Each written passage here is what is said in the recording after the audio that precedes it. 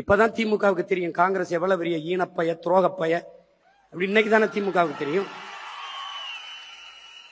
நீ அவனோட நின்னு அற்ப பதவிக்காக என் இனத்தை கொன்று குவிப்பதை வேடிக்கை பார்த்து நின்ன இன்னைக்கு உன்னை கேவலப்படுத்திட்டு போயிட்டான். ராகுல் காந்தி ஐயா ஸ்டாலின் கூட ஒரே மேடையில் ஏறல, உன்னை அவமதித்தார் உங்களை. ஆனால் பதவி ஏற்புக்கு வந்து பக்கத்தில் இருந்து பல்லிடிச்சுக்கிட்டு இருக்காப்ல. அந்த 5 சீட்டு அற்ப சீட்டு திமுக காரன் போடலைன்னா மான ரொத்தோட இருந்தான தோத்து போய் வெளியில் நின்றுப்பான். போட்டவனை வெள்ள வச்சு அங்க போய் அவன் நிக்கிறாப்ல. பதவி இருக்கும்போது தீய சக்தி எல்லாம் தூய சக்தியா மாறிடுச்சு. வந்துட்டாப்ல தீய சக்தியின் வாக்க வாங்கி எங்க ஊர்ல கீரை ஆகும் கீரை சாறு ஆகாதும்பாங்க. புரியுதா? கீரை சாப்பிடுவான், கீரை சாறு குடிக்க மாட்டேன். திமுக ஆகாது. திமுகவால ஓட்டு வாங்கி ஜெயிச்சு வந்த எம்எல்ஏலாம் ஆகும். இந்த தோல்வியும் இந்த அவமானமும் திராவிட முன்னேற்ற கழகத்துக்கு நிகழ்ந்ததில் எனக்கு பெருமை, மகிழ்ச்சி.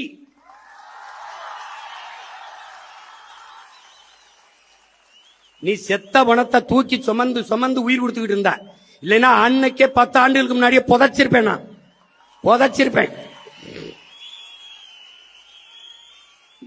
திரும்ப நீங்க என்ன செய்யறதுன்னு யோசிச்சு முடிவெடுக்கிறதுக்குள்ள 5 வருஷம் ஓடிடும்.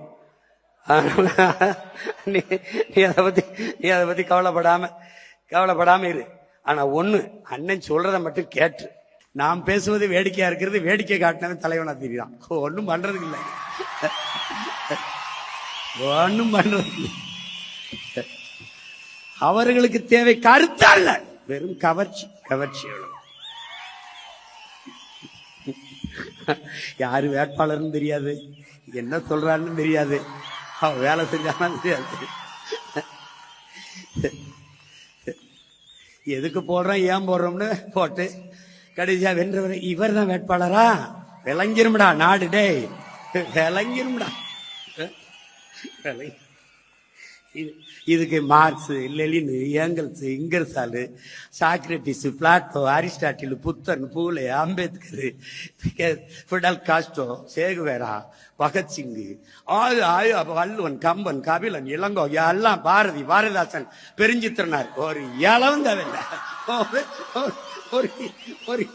ஒரு இளவும் தேவையில்லை, ஒரு இளவும் தேவையில்லை, ஒரே இளவும் தேவையில்லை. ஆனாலும் ஒரு உயர்ந்த நோக்கத்தை கொண்டு அதை நிறைவேற்றுவதற்காக தொடர்ந்து செயல்படுகிற முயற்சிதான் வரலாற்றில் பிற்காலத்தில் வருகிற மக்கள் படிக்கிற வரலாறாக மாறுகிறது என்கிறான் மாமேதை மார்க்ஸ். என் அன்பு உடன் பிறந்தார்களே, பேரன்பு மிக்க என் பெற்றோர்களே, அலை கரும்பாறையை கலைப்பது வலிமையால் அல்ல, தன் விடா முயற்சியால் என்பதை புரிந்து கொள்ள வேண்டும். என்னை தோற்கடித்து நீ தோற்று போவாய். கடைசியாக நான் வென்று முடிப்பேன். அன்னைக்கு நீ என்னோடு சேர்ந்து சிரிப்பாய்.